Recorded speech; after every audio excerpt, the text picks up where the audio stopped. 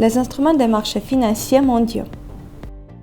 Le principal avantage du marché d'échange du point de vue d'un trader débutant ordinaire réside dans le montant relativement faible de l'investissement initial. Pour le trading sur le Forex, il suffit d'avoir un petit montant d'argent gratuit et un accès Internet. Le Forex est le commerce des devises et des ratios de devises.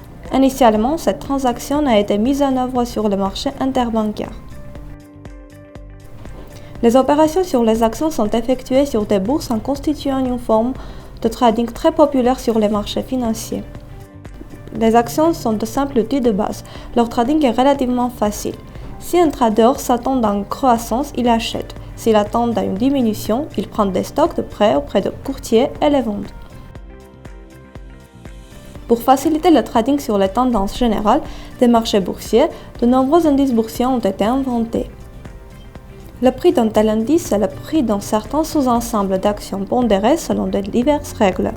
Les indices sont tradés en bourse avec les actions ordinaires. L'idée de combiner des titres dans des outils généraux distincts appartient à Charles Dow, le fondateur du Dow Jones, qui regroupe les cours des actions des 30 plus grandes sociétés américaines. Les indices peuvent refléter la dynamique de l'ensemble du marché et des différents secteurs. Bien sûr, les transactions financières ne se limitent pas aux devises, aux actions et aux indices. Il existe par exemple le marché des dérivés, dont le rôle principal consiste à trader des contrats à terme et des options. Ces dérivés sont négociés en bourse. Le futur est essentiellement un contrat sur la vente d'un actif sous-jacent à un moment donné dans le futur à un prix fixe. Cet outil est marginal et avec la perspective de bénéfices plus importants et par conséquent, les risques de pertes importantes augmentent considérablement.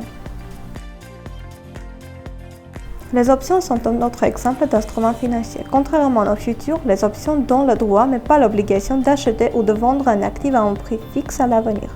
En outre, les options ne sont pas directement liées aux devises, aux actions et aux indices, mais en général à des contrats à terme standardisés.